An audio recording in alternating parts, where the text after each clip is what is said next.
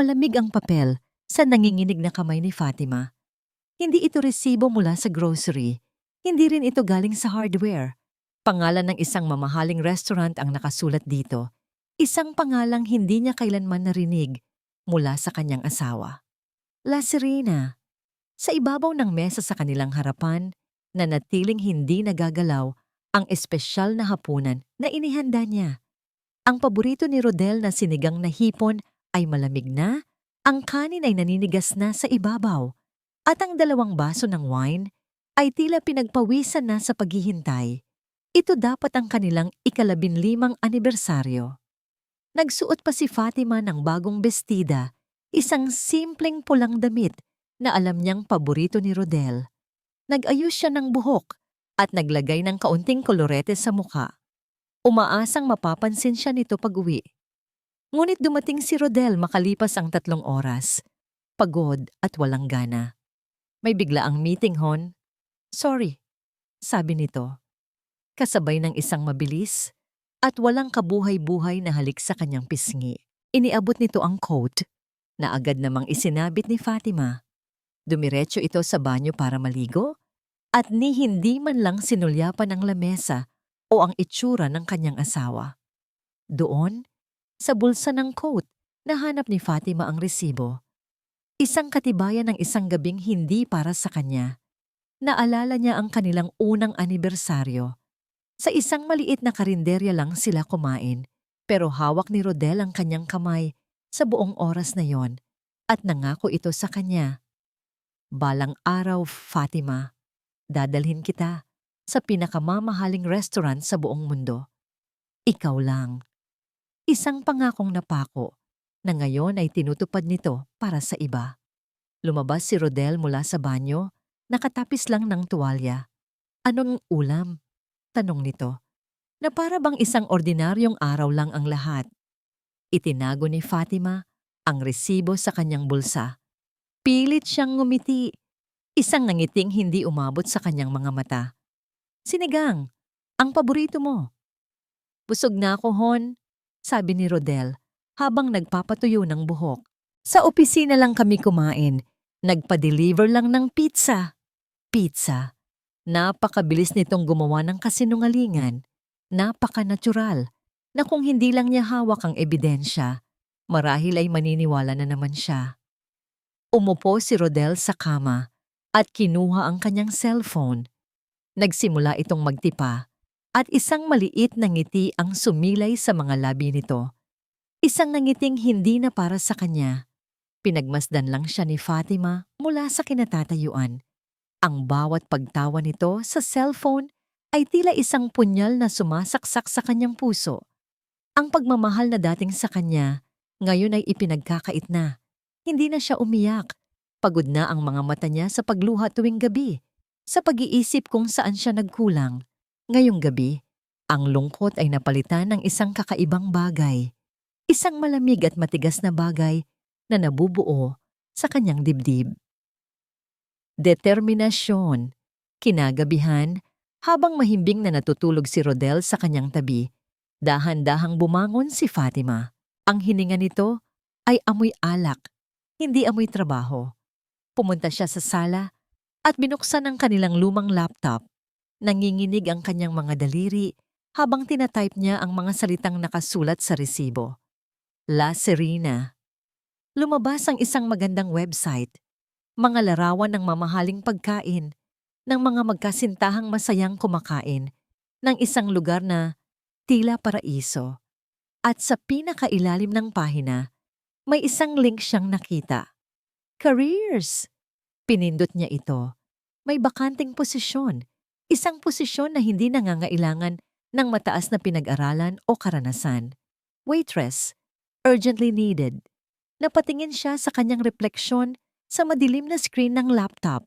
Isang babaeng pagod na maraming taon nang nagmistulang anino sa sarili niyang pamamahay. Ang babaeng minsang nangarap, ngunit isinantabi ang lahat para sa pamilya. Ngayon, kailangan niyang gumawa ng isang bagay na hindi niya inaakalang gagawin niya kailanman. Pumikit siya ng mariin. Binuksan niya ang application form. Sapat lang kung saan nakalagay ang pangalan, hindi Fatima ang isinulat niya. Pangalan, Faye Cruz. At sa isang pag-click, ipinadala niya ang application. Isang malaking gunting ang unang kinuha ni Fatima. Sa harap ng salamin sa kanilang banyo, habang mahimbing pa ang tulog ni Rodel sa kabilang kwarto, tiningnan niya ang sariling refleksyon. Ang mahabang buhok na alaga ni Rodel na palagi nitong hinihimas at sinasabing isa sa mga dahilan kung bakit mahal na mahal siya nito ay sumasayad na sa kanyang bewang. Kasinungalingan. Nanginig ang kanyang kamay sa unang gupit. Bumagsak ang makapal at itim na buhok sa sahig, kasama ng mga luhang hindi na niya napigilan. Gupit, gupit pa. Hanggang sa ang dating mahabang buhok ay naging hanggang balikat na lang, hindi pantay, pero hindi na mahalaga. Sunod, tinanggal niya ang kanyang salamin at isinuot ang contact lens na matagal nang nakatago sa lalagyan. Naglagay siya ng mas makapal na makeup kaysa sa dati. Isang lipstick na matingkad na pula na hinding-hindi niya isusuot sa harap ni Rodel. Ang babaeng tumingin pabalik sa kanya mula sa salamin ay pamilyar, pero iba. Isang estranghero na may mga matang puno ng sakit, pero may bahid ng tapang. Faye, bulong niya sa sarili. Ang pangalan mo ay Faye. Ang La Serena ay mas maganda at mas nakakatakot sa personal. Mula sa naglalakihang chandelier hanggang sa makikintab na sahig, lahat ay sumisigaw ng karangyaan.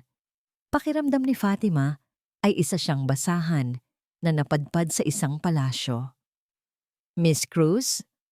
Isang lalaki na nasa mga 30 anyos ang tumawag sa kanya.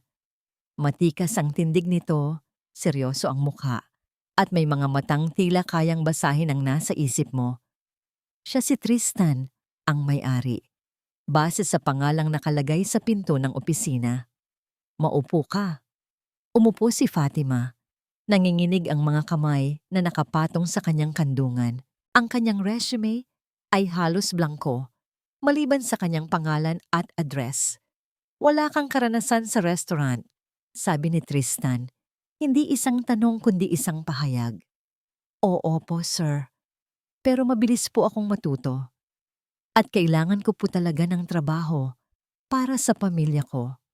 Ang huling mga salita ay totoo, sa isang paraang hindi kailanman maiintindihan ng lalaking nasa harapan niya.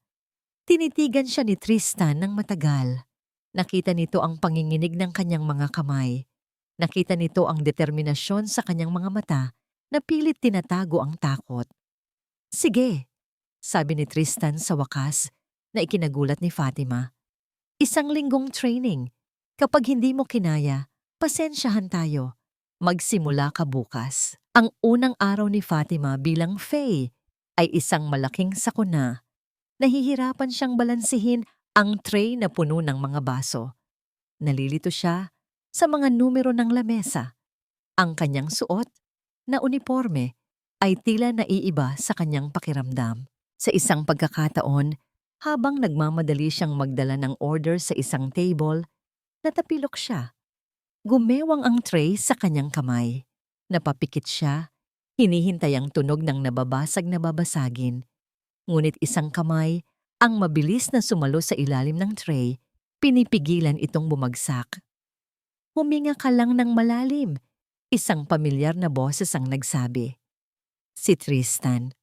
Ang sekreto sa pagbalanse ng tray ay ang pagbalanse muna sa sarili mo. Dahan-dahan itong inalalayan si Fatima na itayo ng tuwid ang tray. Sa maikling sandaling iyon, naramdaman ni Fatima ang init ng kamay nito. Isang simpleng tulong, isang simpleng kabaitan na matagal na niyang hindi nararanasan. Salamat po, sir. Sorry po. Ngumiti lang nang bahagya si Tristan. Okay lang, Faye. Lahat naman nagsisimula sa umpisa. Nang magkaroon ng pagkakataon, habang walang gaanong customer, palihim na kinuha ni Fatima ang isang kopya ng menu. Binuklat niya ito at hinanap ang mga pagkaing nakalista sa resibo ni Rodel. Steak, red wine, lava cake. Nanlaki ang kanyang mga mata Nang makita niya ang presyo, ang halaga ng isang gabing yon ni Rodel kasama ang babae nito ay katumbas na ng isang buwang gastusin nila sa bahay. Isinara niya ang menu kasabay ng pagsikip ng kanyang dibdib. Kailangan niyang maging mas matatag. Kailangan niyang magtiis para sa katotohanan. Nang patapos na ang kanyang shift, tinawag siya ng restaurant manager, isang babaeng nagngangalang Mrs. Diaz. "Faye, bago ka umuwi," sabi nito sa kanya habang may tinitingnan sa listahan. "Yung VIP table sa dulo, kararating lang ng paborito nating kliyente, si Mr. Rodel." Nanlamig ang buong katawan ni Fatima. Ang tray na hawak niya ay tila bumigat ng 100 beses. "Mr. Rodel," ang kanyang Rodel. "Faye, ano pang hinihintay mo?" tanong ni Mrs. Diaz. "Kumuha ka ng 2 baso ng tubig at ihatid mo doon. Mabilis." Walang nagawa si Fatima kundi tumango. Para siyang isang robot na gumalaw patungo sa service station. Ang bawat hakbang ay tila may pabigat na nakakabit sa kanyang mga paa. Habang papalapit, naririnig niya ang isang pamilyar na tawa, ang tawa ng kanyang asawa, at kasabay nito, isang malambing na halakhak ng isang babae. Nang nasa tamang layo na siya para makita ang lamesa, halos mabitawan niya ang hawak na tray. Naroon si Rodel, nakaupo ng napakakomportable, at sa kanyang harapan, isang babaeng mas bata, napakaganda, at may isang klase ng kumpiyansa na matagal nang nawala kay Fatima. Ang kamay ng babae ay nakapatong sa kamay ni Rodel na nasa ibabaw ng lamesa. Isang kilos na napakasimple, pero parang isang kidlat na tumama sa puso ni Fatima. Pinilit niyang pakalmahin ang sarili. Inayos niya ang kanyang uniforme at huminga ng malalim. "Ikaw si Faye, hindi ka si Fatima. Isa ka lang waitress." Lumapit siya sa lamesa na kayuko. Tinitiyak na hindi makikita ng buo ang kanyang mukha. "Tubig po, sir, ma'am." Bulong niya. Ang boses ay halos hindi marinig. Inilapag niya ang 2 baso. Hindi man lang siya tinapunan ng tingin ni Rodel. Ang buong atensyon nito ay nasa babae na ngayon ay tinitingnan siya mula ulo hanggang paa. "Thank you," sabi ng babae si Isabel, na may matamis ngunit mapanuring ngiti. "Miss, pakidagdagan pa pala ang yelo sa tubig ko at pakicheck kung malinis ba talaga itong kubyertos." Naramdaman ni Fatima ang pag-init ng kanyang mga pisngi sa ilalim ng makeup. Isang utos na nagpaparamdam sa kanya na siya ay maliit, na siya ay hindi mahalaga. "Masusunod po, ma'am," sagot niya, at mabilis na kinuha ang baso at mga kubyertos. Sa kanyang pagtalikod, narinig niya ang bulong ni Isabel kay Rodel. Kawawa naman, mukhang bago, ang lampa. At ang sumunod na narinig niya ay ang tawa ni Rodel. Ang tawa ng kanyang asawa na nakikisakay sa pangungutya sa kanya. Bumalik siya dala ang mga bagong gamit. Sa pagkakataong ito, sinadya niyang manatili ng ilang segundo sa kalapit na service station, nagkukunwaring nag-aayos ng mga platito. Mula doon, malinaw niyang naririnig ang kanilang usapan. "Kailan mo ba aayusin ang lahat, Rodel? Pagod na akong magtago," sabi ni Isabel. Ang boses ay puno ng paglalambing na may halong diin. Hinawakan ni Rodel ang kamay nito ng mas mahigpit. "Malapit na, babe. Konting tiis na lang. I promise, aayusin ko na ang lahat para maging atin na ang mundo." Aayusin ang lahat. Ang mga salitang yon ay umalingaw-ngaw sa isip ni Fatima. Ang ibig sabihin noon ay siya. Siya ang kailangang ayusin. Siya ang gusot na kailangang alisin. Sa sobrang pagkabigla, isang tinidor ang nahulog mula sa kanyang kamay, lumikha ng isang maingay na kalansing sa sahig. Napatingin ang dalawa sa kanyang direksyon. Mabilis na pinulot ni Fatima ang tinidor at nagmamadaling umalis. Hindi na lumingon pa. Dumiretso siya sa pinakalikod na bahagi ng kusina, sa CR ng mga empleyado. Doon, sa harap ng isang basag na salamin, tuluyan ng bumuhos ang kanyang mga luha. Sumandal siya sa malamig na pader. Tinakpan ng bibig para pigilan ang anumang hikbi na maaaring makalabas. Isang tahimik na pag-iyak, ang pinakamasakit na uri. Pinagmasdan niya ang kanyang sarili. Ang pulang lipstick ay bahagyang kumalat na. Ang babaeng nakatingin pabalik ay durog na durog. Ang kanyang pag-aalinlangan, ang kanyang mga takot, lahat ay totoo. Pinunasan niya ang kanyang mga luha at pilit na inayos ang sarili. Kailangan niyang bumalik doon. Kailangan niyang tapusin ang kanyang shift. Kailangan niyang maging si Faye. Pagbukas niya ng pinto ng CR, nagulat siya nang makita si Tristan na nakatayo malapit doon, may hawak na baso ng tubig. Ang mga mata nito ay nakatitig sa kanya, puno ng pag-aalala at hindi maipaliwanag na tanong. Hindi ito tingin ng isang amo sa empleyado. Iyon ay tingin ng isang taong nakakakita ng higit pa sa ipinapakita mo. Isang tingin na tila nagtatanong, ano ang tinatago mo? Lumipas ang mga araw na tila isang malabong panaginip para kay Fatima. Sa umaga, siya ang asawang naghahanda ng almusal ni Rodel, nag-aasikaso sa mga anak at naglilinis ng bahay. Ngumingiti siya, tumatango at sumasagot sa mga tanong na para bang walang nagbago. Isa siyang perpektong artista sa sarili niyang pamamahay. Sa gabi, isinusuot niya ang uniforme at ang pagkatao ni Faye. Ang bawat hakbang sa sahig ng La Serena ay isang hakbang palayo sa luma niyang buhay. Ang dating kaba ay napalitan ng pamilyaridad. Ang nanginginig na mga kamay ay natutong maging mabilis at epesyente. Hindi na siya ang lampang bago. Natuto siya ng ngumiti sa mga customer, magbalanse ng 3 plato sa isang braso at kabisaduhin ang pinakamabentang wine sa menu. Isang hapon, napansin niyang palaging nagkakabuhol ang daloy ng mga waiter sa may service station tuwing rush hour.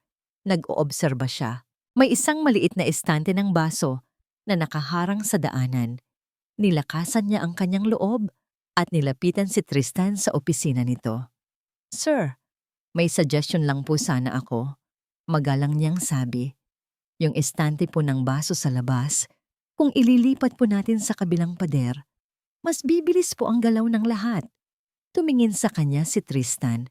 Bahagyang itinaas ang kilay. Tumayo ito at sinamahan siya sa labas. Pinagmasdan nito ang sinasabi niya. Pagkatapos ng ilang sandali, tumango ito. Tama ka, sabi ni Tristan, na may halong paghanga sa boses. Bakit ngayon ko lang naisip yan? Ipinag-utos nito sa ibang staff na ilipat ang estante. At gaya ng sinabi ni Fatima, naging mas maayos ang daloy ng serbisyo ng gabing iyon. Mula noon, paminsan-minsan ay kinukuha ni Tristan ang opinyon niya sa maliliit na bagay. Nararamdaman ni Fatima na sa unang pagkakataon, sa loob ng maraming taon, may nakikinig sa kanyang mga ideya. May nakakakita sa kanyang halaga. Ngunit ang La Serena ay hindi lang lugar ng pagbangon. Ito pa rin ang pugad ng kasinungalingan. 2 beses sa isang linggo, dumarating si Rodel at si Isabel. At sa bawat pagdating nila, handa na si Fatima. Inilalagay niya ang kanyang cellphone sa bulsa ng kanyang apron, nakaset sa voice recorder, habang nagpupunas siya ng kalapit na lamesa o nag-ayos ng mga kubyertos, sinisigurado niyang nakukuha niya ang kanilang mga usapan. Yung bagong kotse na gusto mo, malapit ko nang makuha. Narinig niyang sabi ni Rodel sa isang pagkakataon. Talaga, babe? Paano? Sagot ni Isabel. May inayos lang akong mga papeles sa kumpanya. Huwag kang mag-alala. Naramdaman ni Fatima ang panlalamig sa kanyang mga ugat. Anong mga papeles? Isang gabi, pagkatapos ng isang nakakapagod na shift, naabutan niya si Tristan na nakaupo mag-isa sa isa sa mga lamesa, nakatingin sa isang baso ng wine. Sir, okay lang po kayo? Tanong ni Fatima. Faye, sabi ni Tristan, tila nagulat. Maupo ka. Di umupo si Fatima. Bakit po parang ang lalim ng iniisip niyo? Naalala ko lang kung bakit ko sinimulan ng restaurant na to. sabi ni Tristan, nakatingin sa kawalan. Dahil para sa akin, ang pagkain ay hindi lang basta pagkain. Ito ay kwento. Ito ay alaala. Bawat putahe dito may pinaghuhugutan. Nakinig lang si Fatima. Sa pagkukwento ni Tristan tungkol sa lola nitong nagturo sa kanya magluto, naramdaman niya ang isang klase ng sinseridad na hindi niya kailanman nakita kay Rodel. Habang nasa kalagitnaan sila ng pag-uusap, biglang nag-vibrate ang cellphone ni Fatima sa kanyang bulsa. Si Rodel. 10 missed calls. "Excuse me po, sir," sabi niya at mabilis na sinagot ang tawag sa isang sulok. "Nasaan ka?" Sigaw ni Rodel mula sa kabilang linya. "Kanina pa ako tumatawag. Bakit hindi mo sinasagot ang mga tawag ko?" Na nasa labas lang, bumili ng gamot para sa ubo ko. Pagsisinungaling niya, ang puso'y kumakabog. "Umuwi ka na. Ngayon din." At ibinaba nito ang tawag. Pag-uwi niya, dinatnan niya si Rodel na nag-aabang sa sala. Ang mga mata nito'y nag-aapoy sa galit. "Sinong kasama mo? May lalaki ka ba, Fatima?" "Wala. Bumili lang ako ng gamot." Pag-ulit niya. "Huwag mo akong gawing tanga." Ang pagod mula sa trabaho, ang bigat ng kanyang mga sekreto, at ang sakit mula sa mga akusasyon nito ay biglang bumuhos. Pero hindi siya umiyak. Tinitigan niya lang ito ng diretsyo. "Kung ano man ang iniisip mo, Rodel, baka dapat tanungin mo muna ang sarili mo niyan." Kinagabihan, habang tulog na ang lahat, binuksan ni Fatima ang laptop. Pinakinggan niya ang mga bagong recordings. Inilipat niya ang mga ito mula sa kanyang cellphone papunta sa computer. Gumawa siya ng isang bagong folder sa desktop. Isang folder na itatago niya ng mabuti. Tinype niya ang pangalan ng folder. Ebidensya.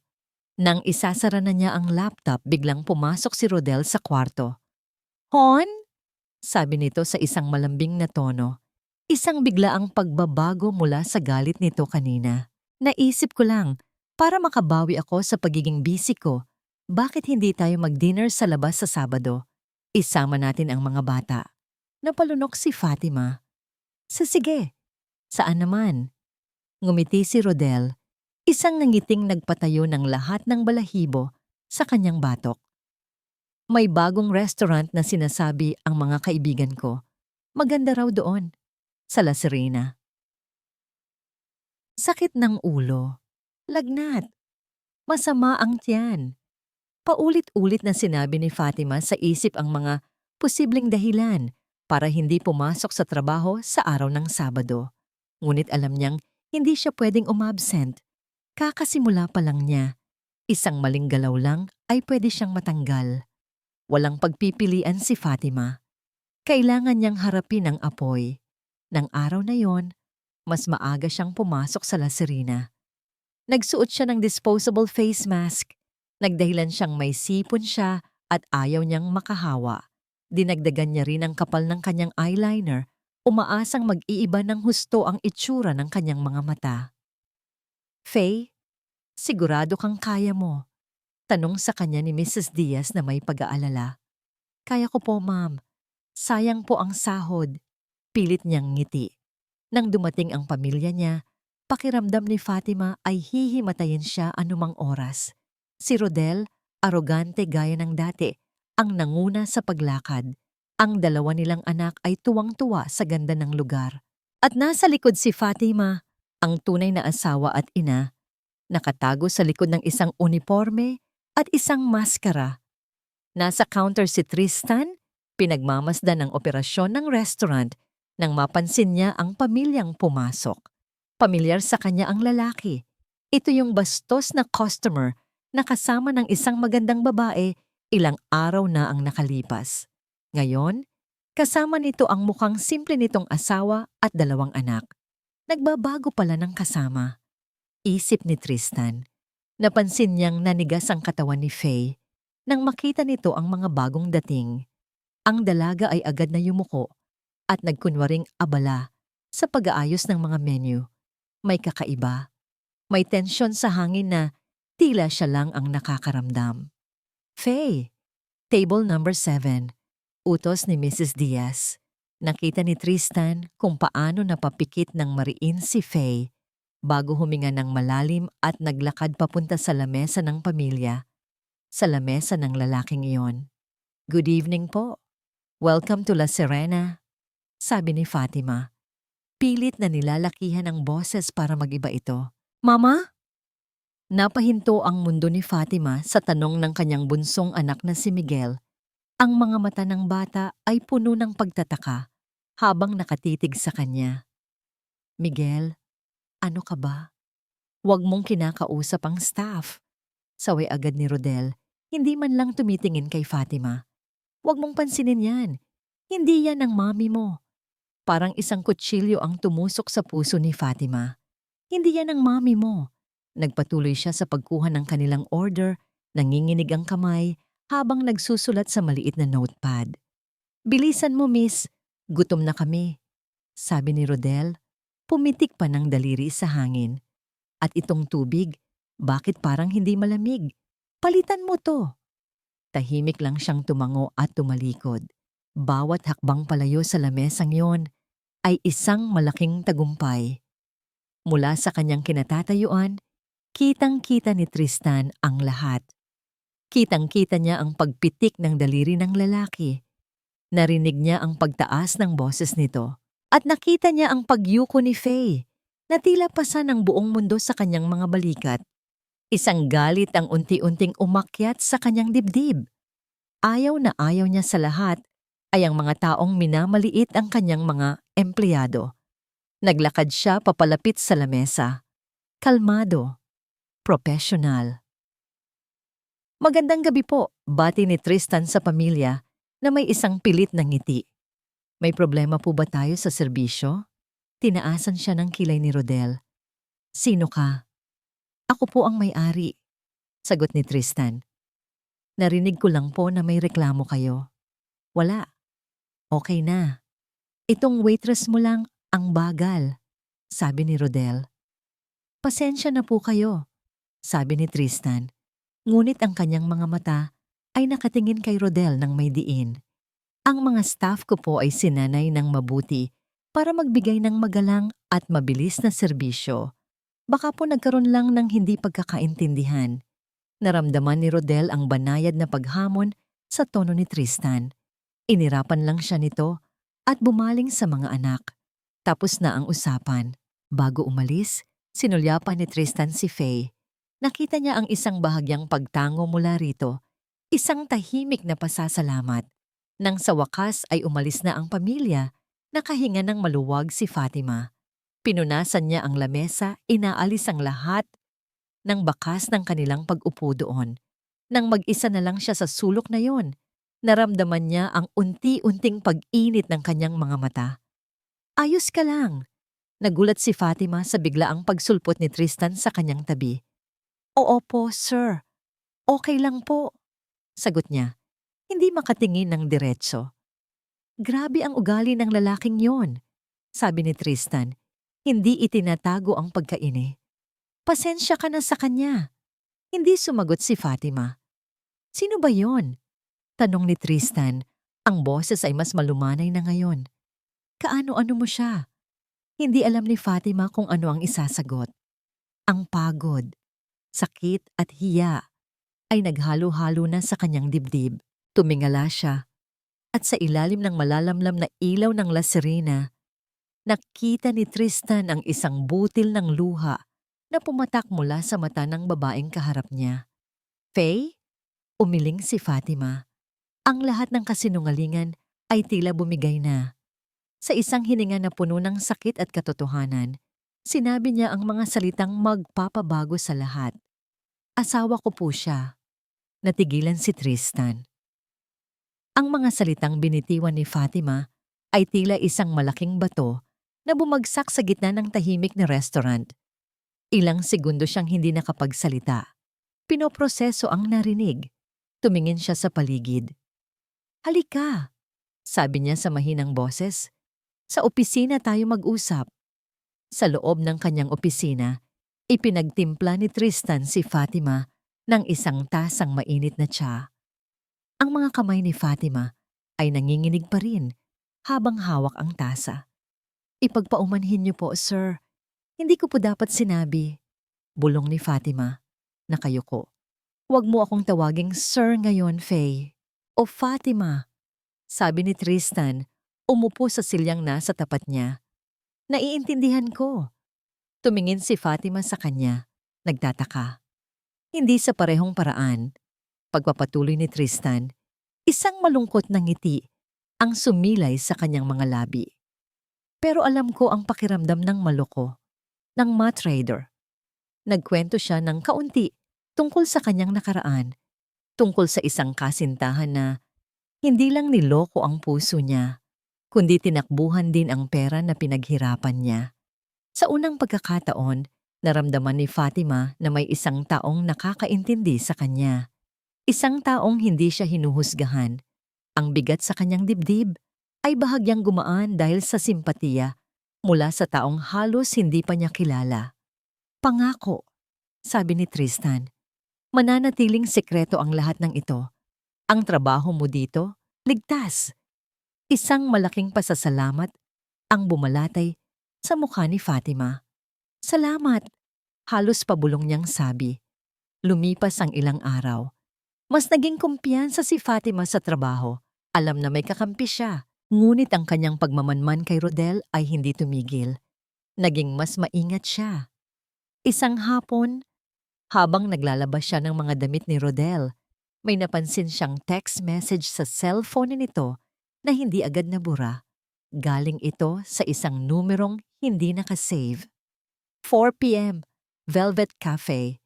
Dalhin mo na ang mga pirmadong dokumento. Hindi iyon ang pangalan ni Isabel. At hindi iyon ang La Serena. Isang kakaibang kaba ang gumapang sa puso ni Fatima. Nagpaalam siya sa mga anak na may bibilhin lang sa palengke, sumakay ng taxi at tinungo ang lugar na nabanggit.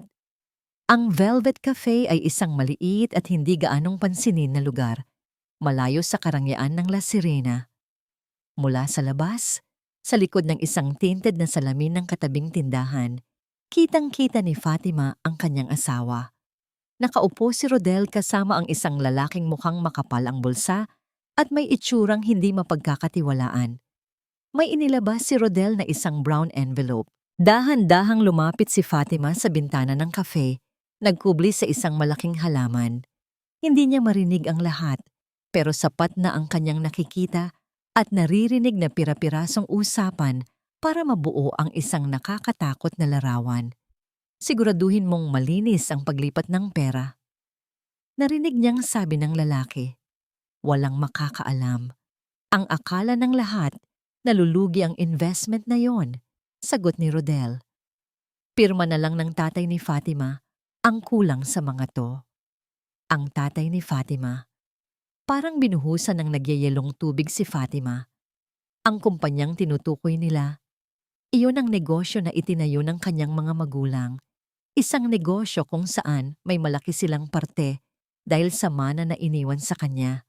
Pera ng pamilya ko, ang mga mamahaling regalo para kay Isabel, ang mga hapunan sa La Serena, ang bagong kotse na ipinangako nito. Lahat ay nagmula sa pagnanakaw. Sa pagnanakaw sa kanya at sa kanyang pamilya, hindi na ito simpleng pangangaliwa. Isa itong malaking panloloko at pagnanakaw. Hindi na niya namalayan kung paano siya nakarating sa La Serena para sa kanyang shift. Ang isip niya ay lumilipad. Ang mga kamay niya ay nanlalamig.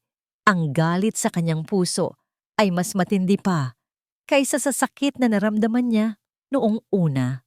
Faye, order para sa table 3.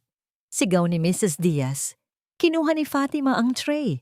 Ngunit ang kanyang mga kamay ay nanginginig ng husto. Nabitawan niya ang isang baso.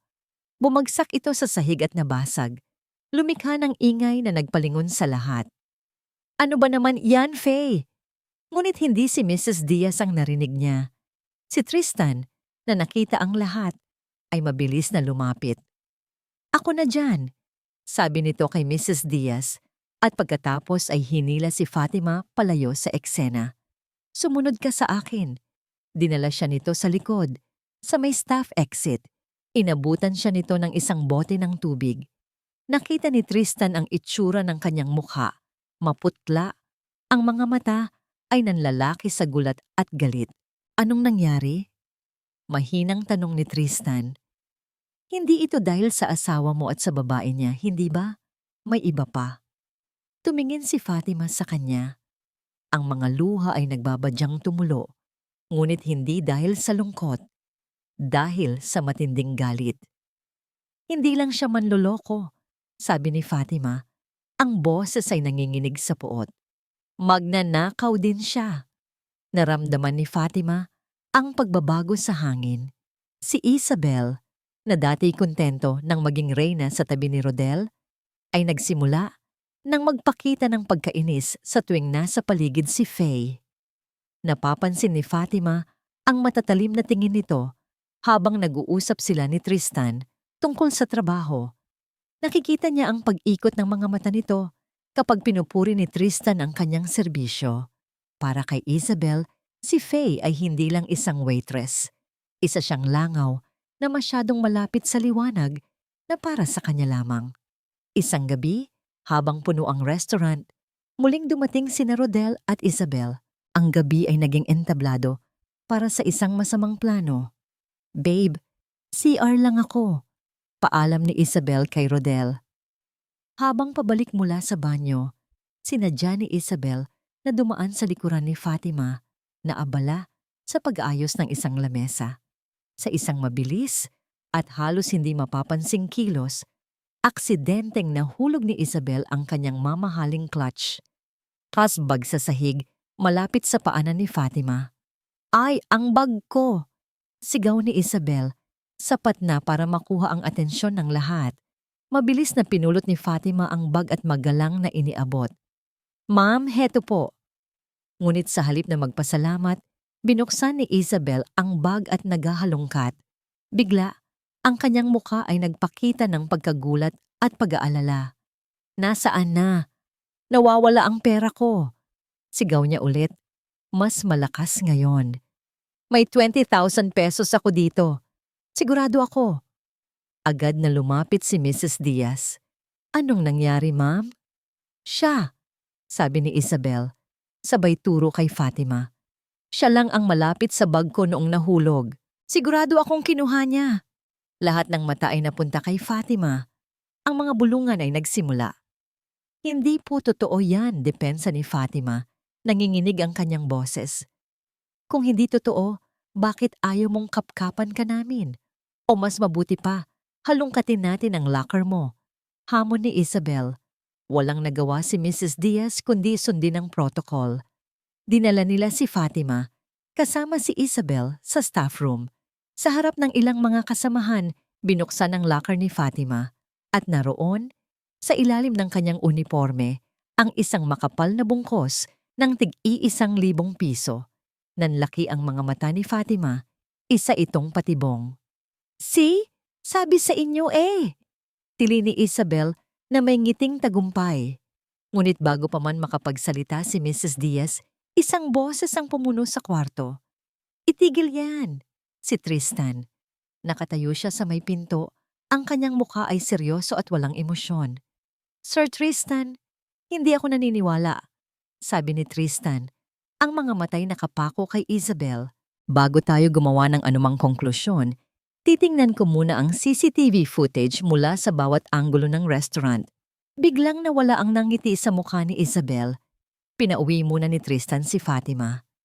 Habang naglalakad pa uwi, ang pakiramdam ng pagiging biktima ay bumalot sa kanya. Pakiramdam niya, ang mga pader ay papalapit sa kanya. Sinasakal siya.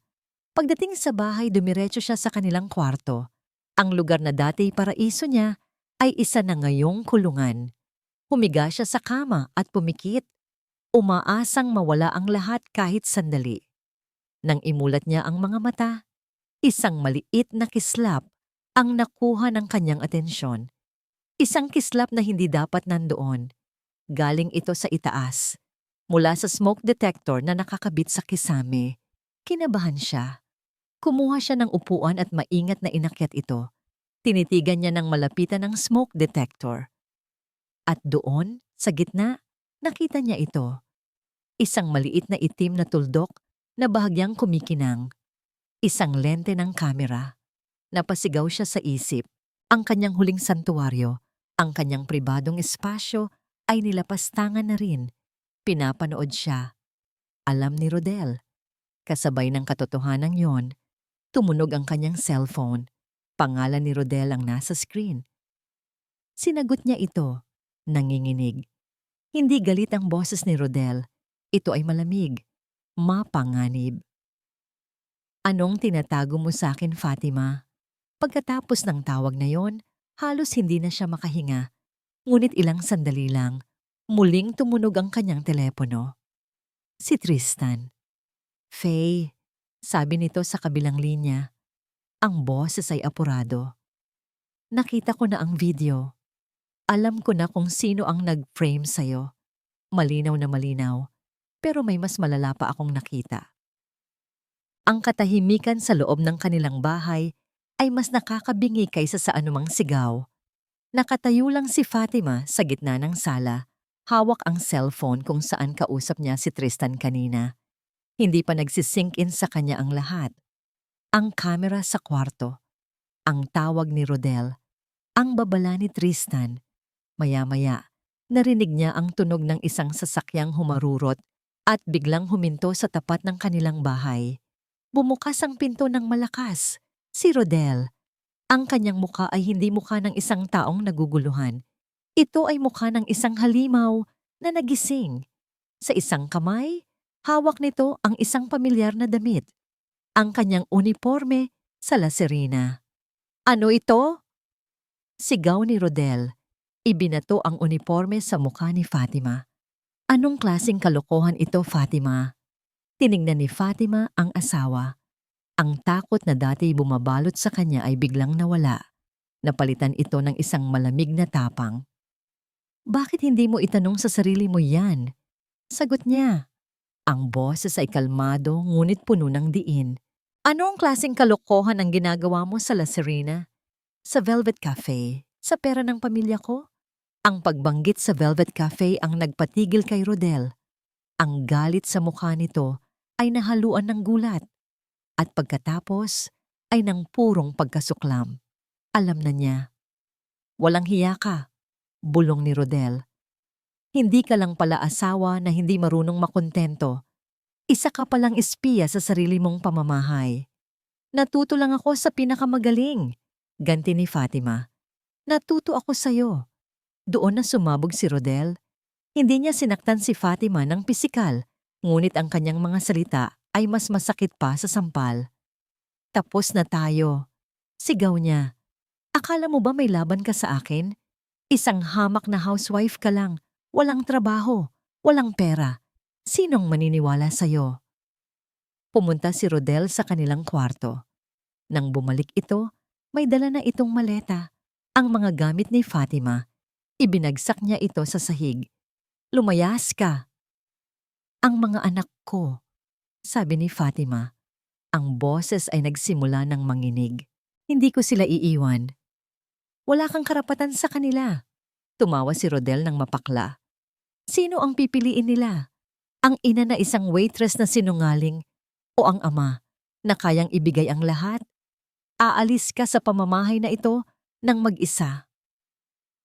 Hinawakan ni Rodel ang braso ni Fatima nang mahigpit at kinaladkad siya palabas ng pinto.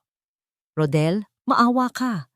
Pagmamakaawa ni Fatima, ang luha ay tuluyan ng bumuhos. Naawa ba ako noong niloko mo ako? Noong sinira mo ang tiwala ko? Sigaw nito na para bang siya ang biktima. Itinulak siya ni Rodel palabas ng gate.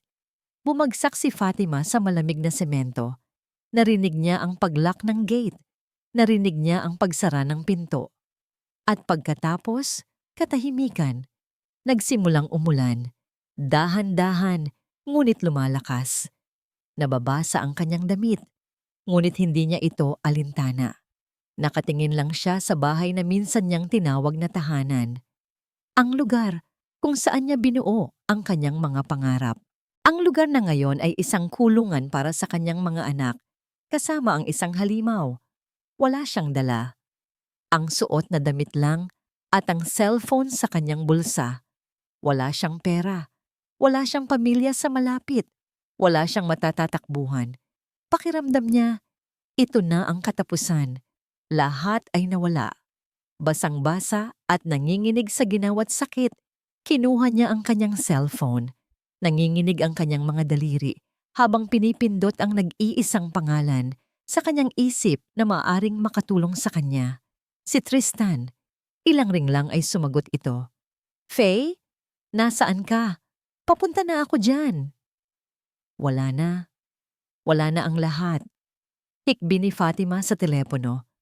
Pinalayas niya ako. Wala akong mapupuntahan. Huwag kang aalis dyan, sabi ni Tristan. Ang boses ay puno ng pag-aalala. Hintayin mo ako. Parating na ako. Ilang minuto ang lumipas na tila isang kawalang hanggan. Si Fatima ay nakaupo lang sa tabi ng kalsada, yakap-yakap ang sarili sa ilalim ng ulan. Isang anino sa dilim. Maya-maya, isang kotse ang huminto sa kanyang tapat. Bumukas ang pinto at mabilis na bumaba si Tristan, may dalang payong. Nakita niya si Fatima sa kalagayan nitong kahabag-habag. Agad siyang lumapit, pinayungan ito, at hinubad ang sariling jacket para ibalot sa nanginginig na katawan ng babae.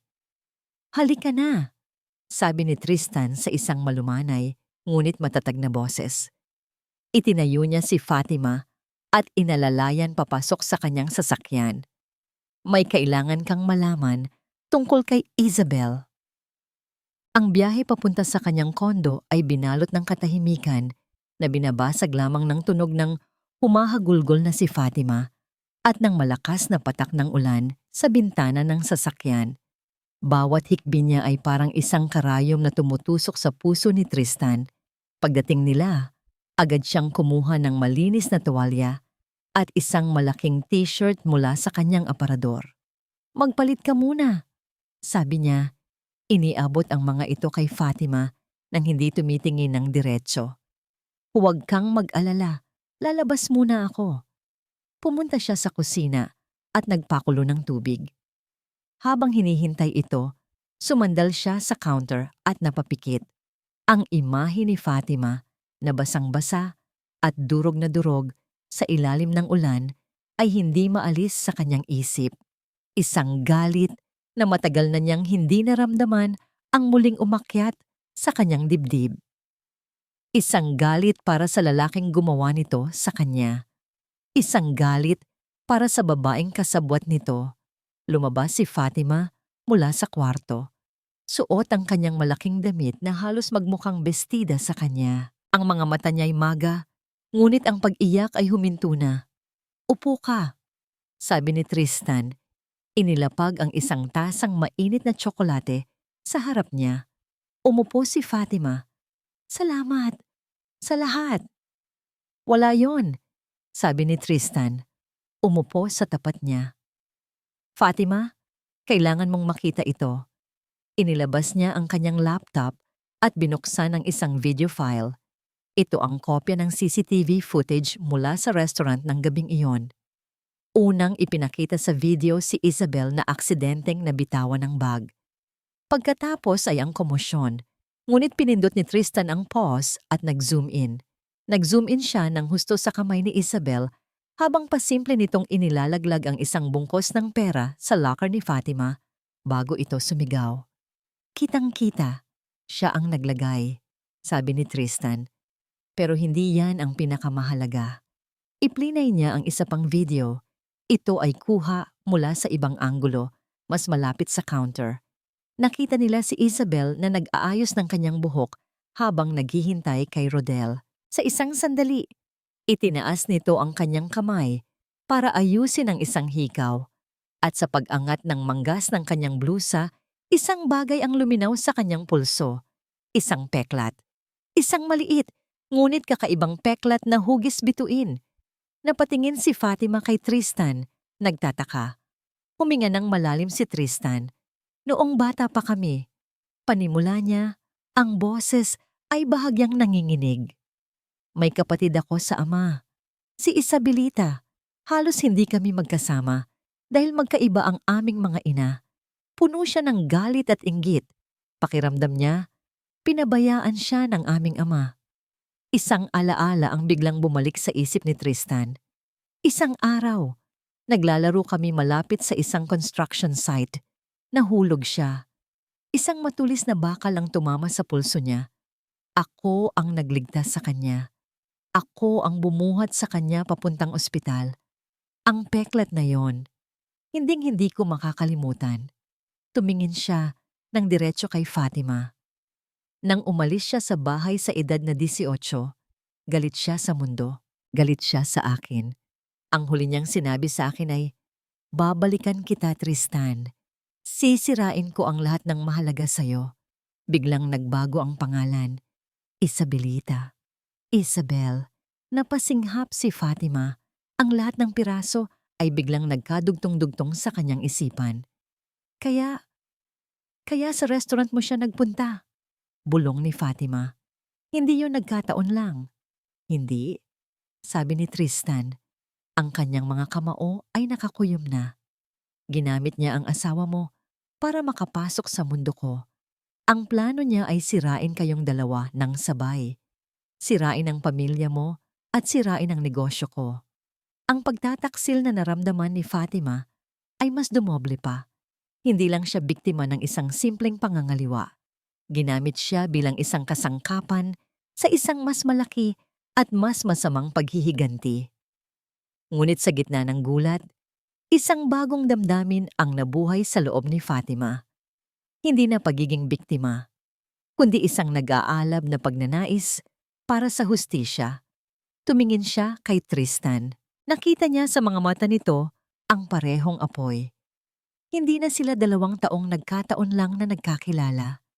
Sila ay 2 taong pinag-isa ng iisang kaaway. Hindi ako papayag na manalo siya, sabi ni Fatima. Ang boses ay matatag na ngayon. Hindi tayo papayag. Pagtatama ni Tristan. Kinuha ni Tristan ang kanyang cellphone at nag-dial.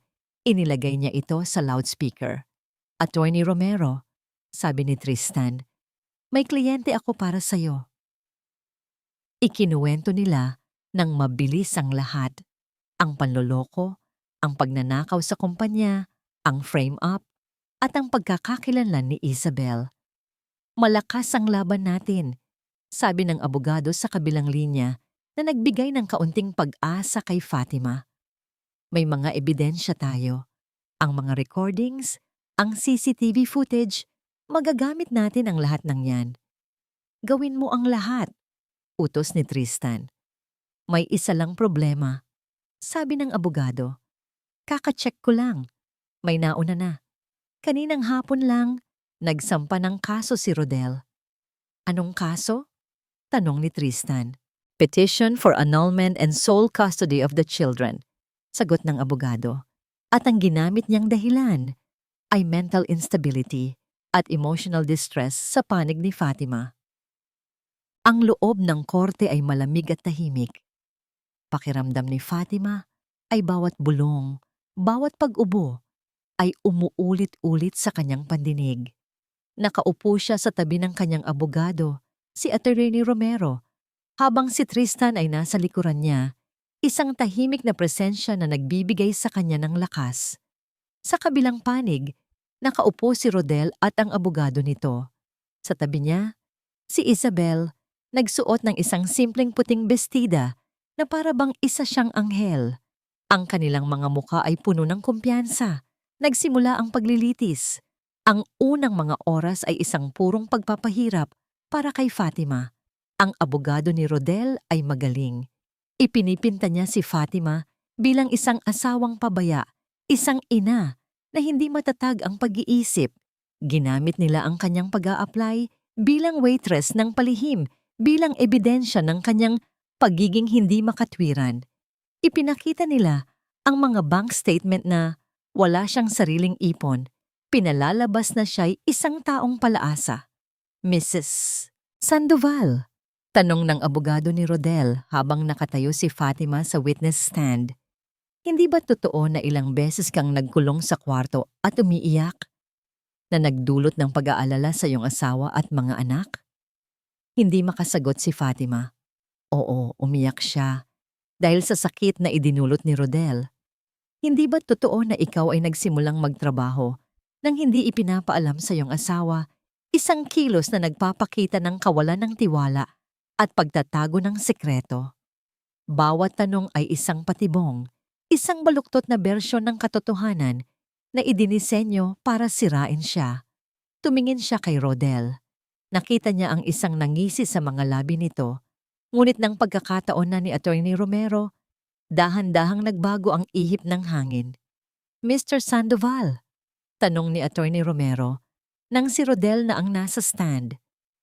Sinasabi ninyo na kayo ay isang tapat na asawa.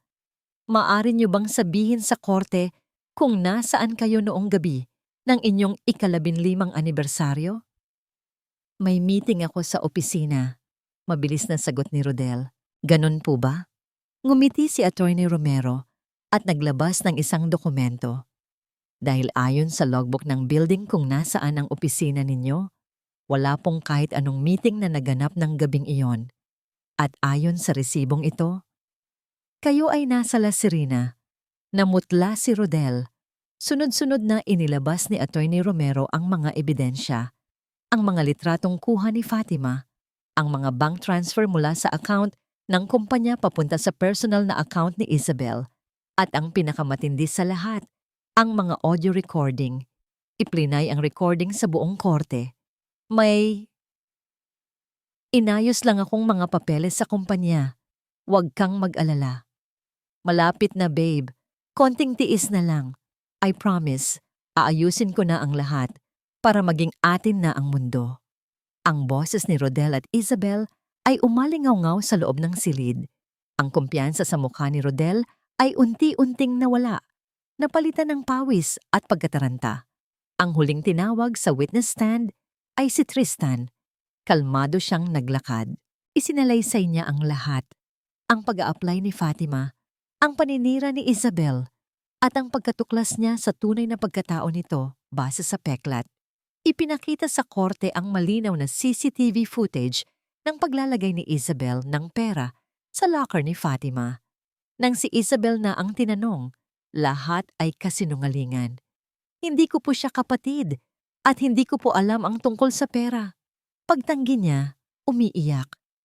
Kung ganoon, sabi ni Attorney Romero, hindi mo mamasamain kung hihilingin ng korte na ipakita mo ang iyong kaliwang pulso? Doon na bumigay si Isabel. Nagwala siya. Kasalanan niya ang lahat. Sigaw niya sabay turo kay Rodel. Siya ang nagsabi sa akin na, gawin yon. Pinangakuan niya ako ng pera. Sinungaling. Ganti ni Rodel. Napatayo. Ikaw ang nagplano ng lahat. Ikaw ang may gusto nito. Ang dating magkasabwat ay nagsisisihan na ngayon. Sa harap ng lahat, inilalabas ang lahat ng kanilang mga baho. Ang korte ay naging isang sirko ng kanilang mga kasinungalingan. Silence! Sigaw ng hukom. Pagkatapos ng ilang oras ng deliberasyon, bumalik ang hukom. Ang buong silid ay nabalot ng katahimikan. Sa kaso ng annulment at custody, sabi ng hukom, nakatingin kay Fatima. Dahil sa mga ebidensya ng paulit-ulit na pangangalo niya, panloloko sa pananalapi at emotional abuse mula sa panig ng petitioner, Mr. Rodel Sandoval, ang petisyon ay ibinabasura. Ang full custody ng mga bata ay ipinagkakaloob sa ina, Mrs. Fatima Sandoval. Napahagulgol si Fatima, ngunit sa pagkakataong ito, iyon ay luha ng tagumpay. Dagdag pa rito, pagpapatuloy ng hukom, ang korte ay nakakita ng sapat na ebidensya ng large-scale fraud at embezzlement. Ang mga transcript ng paglilitis na ito ay ipapadala sa opisina ng taga-usig para sa kaukulang pagsasakdal. Pagkatapos ng sesyon, habang palabas sila, 2 pulis ang sumalubong kay Rodel. Pinusasan siya sa harap ng lahat. Ang kanyang mukha, na dati puno ng yabang, ay ngayoy puno ng pagkatalo. Si Isabel naman ay mabilis na tumakbo palayo. Sinisiksik ang sarili sa gitna ng mga tao para makatakas. Ngunit bago siya tuluyang mawala, ang kanyang mga mata at ang mga mata ni Tristan ay nagtagpo.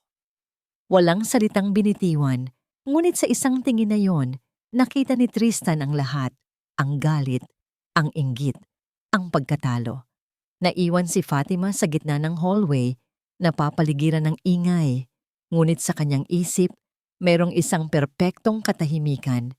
Gumaan ang kanyang pakiramdam, malaya na siya. Naramdaman niya ang isang kamay sa kanyang balikat, si Tristan. Ngumiti ito sa kanya, isang ngiting totoo at puno ng paghanga. Tapos na, bulong nito. Tumango si Fatima, pinupunasan ng kanyang mga luha. Tapos na nga ang isang kabanata. Ngunit sa pagtatapos na yon, naramdaman niya ang isang pamilyar na pakiramdam. Isang pakiramdam na matagal na niyang hindi naramdaman.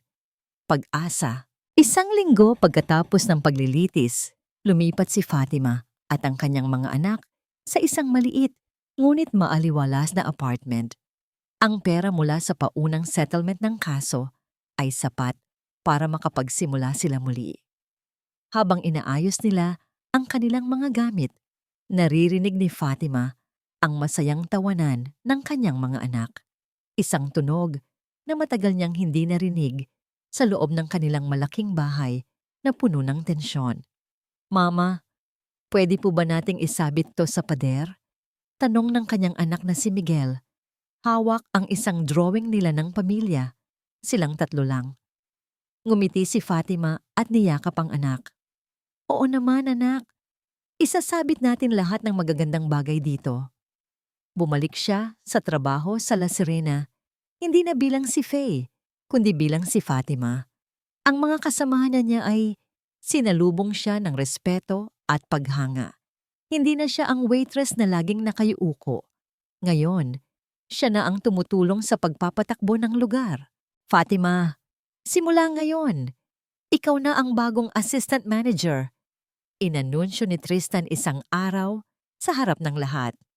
Sa umpisa ay tumanggi si Fatima. Sinasabing wala siyang sapat na karanasan. Mayroon kang isang bagay na mas mahalaga kaysa sa karanasan. Sabi ni Tristan sa kanya nang sila na lang ang naiwan. Mayroon kang puso para sa lugar na ito. At mayroon kang talinong hindi mo palubusang natutuklasan. Tinanggap niya ang posisyon. Sa bawat araw na lumipas, mas lalo niyang napatunayan na tama si Tristan. Magaling siyang mag-manage ng mga tao. Magaling siyang kumilatis ng problema. Dahan-dahan, ang babaeng minsang anino lang ng kanyang asawa ay nagiging isang leader.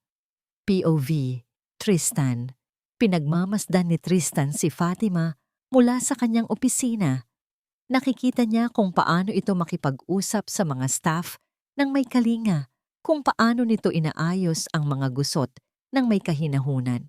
Isang ngiti ang sumilay sa kanyang mga labi.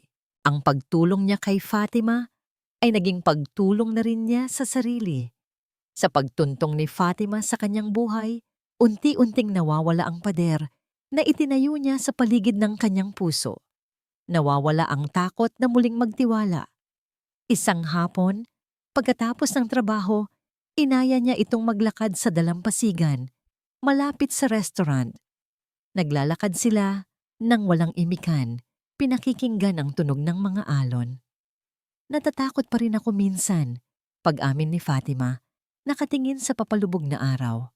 Natatakot ako na baka ang lahat ng ito ay isang panaginip lang, na baka magising ako at bumalik sa dati. Hindi na mangyayari yon, sabi ni Tristan.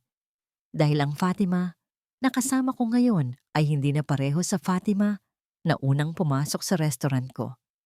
Salamat sa'yo, sabi ni Fatima. Huwag mo akong pasalamatan, sagot ni Tristan. Nakita ko lang kung ano ang naririyan na noon pa. Ikaw ang nagpalabas niyan sa sarili mo. Huminto sila sa paglalakad at nagkatinginan. Sa mga mata ni Fatima, nakita ni Tristan ang isang kaluluwang naghihilom. At sa mga mata ni Tristan, nakita ni Fatima ang isang pusong handa nang muling sumubok. Gusto kita, Fatima, sabi ni Tristan. Ang boses ay sinsero at walang pag-aalinlangan.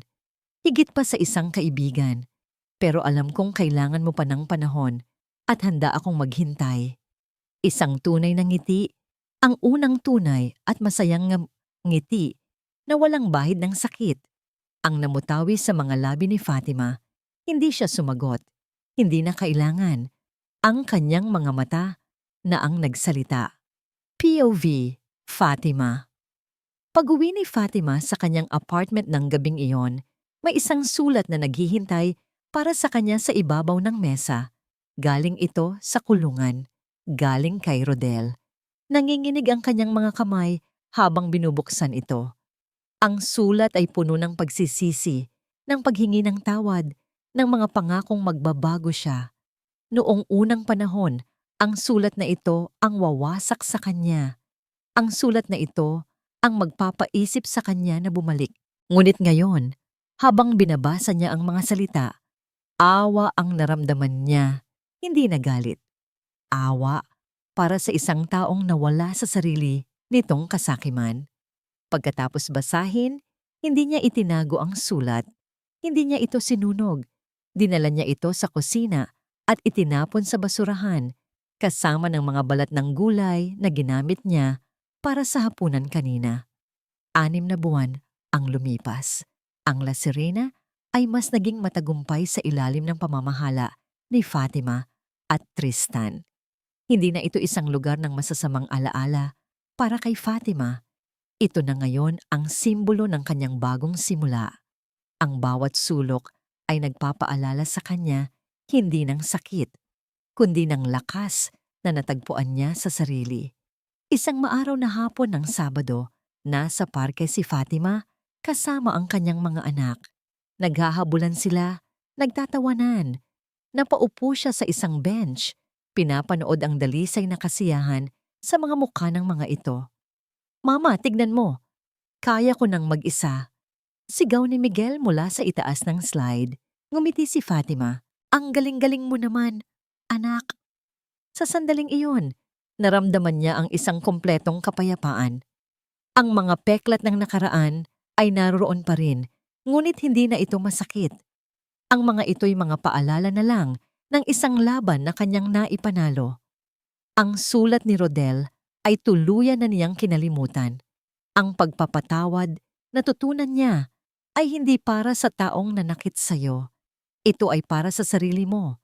Ito ang pagpapalaya sa sarili mula sa bigat ng galit. Maya-maya, isang pamilyar na anino ang tumabon sa kanya. Tumingala siya. "Tristan," sabi niya, na may ngiti sa kanyang mga labi.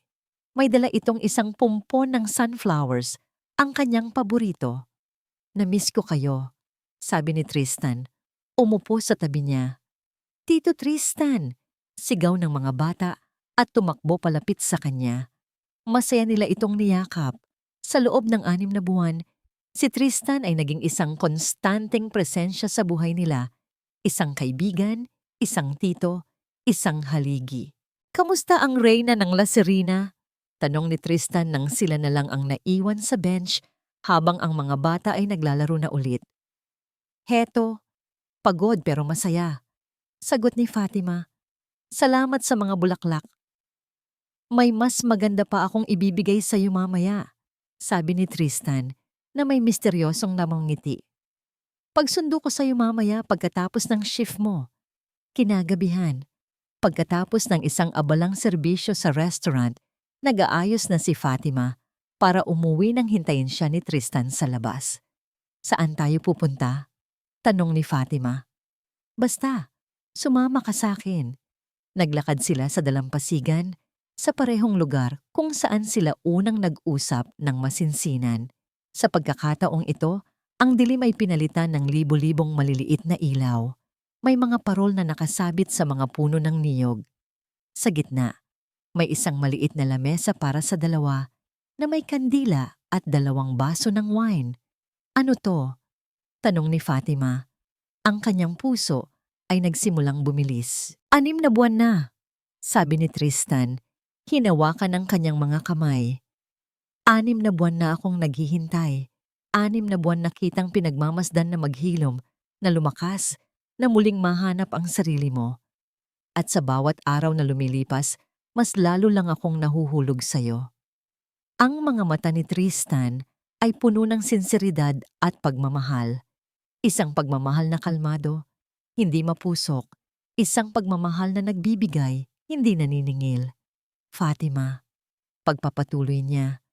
Hindi ako nangangako ng isang perpektong buhay, pero nangangako ako na sa bawat umaga, pipiliin kita. Sa bawat pagsubok, kakampi mo ako. Sa bawat tagumpay, kasama mo akong magdiriwang. Ang mga luhang namuo sa mga mata ni Fatima ngayon ay purong luha ng kaligayahan. Handa ka na bang sumulat ng bagong kwento? Kasama ako? Tanong ni Tristan. Hindi na kailangan ng mahabang salita. Tumango si Fatima. Isang ngangiting puno ng pag-asa ang gumuhit sa kanyang mukha. Mahal kita. Fatima, bulong ni Tristan. At dahan-dahan nitong inilapit ang kanyang mukha. Sa ilalim ng mga bituin, sa saliw ng mga alon, sa gitna ng mga ilaw na sumisimbolo sa isang bagong simula, sinagot ni Fatima ang pag-ibig na matagal na niyang nararapat.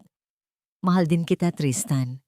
Ang kanilang mga labi ay nagtagpo, hindi isang halik ng pangangailangan o pag-aari, kundi isang halik ng dalawang kaluluwang naghihilom, dalawang pusong handa ng muling umibig, at dalawang taong sabay na haharapin ang bagong umaga.